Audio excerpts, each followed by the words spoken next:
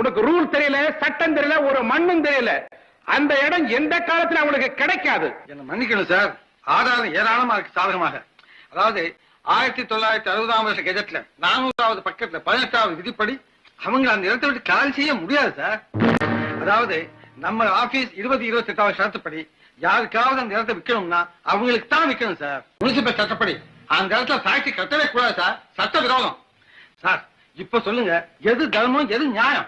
ஐயோ, அப்போ எங்க ஆபீசருக்கு சட்டம் தெரியாது, புத்தியே இல்லைன்னு சொல்றியா? அந்த பிச்சைக்கார பசங்க சேய் பசங்க இருக்காங்களே, அவங்க கிட்ட இவன் லஞ்சம் வாங்கியிருக்கான். யார் லஞ்சம் வாங்க? இது ஆபீஸ லஞ்சம் வாங்குறது நீ, மோசடி செய்யறது நீ.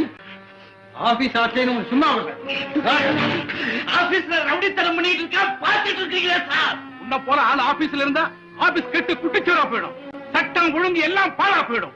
உன்னை டிஸ்மிஸ் செய்றேன்.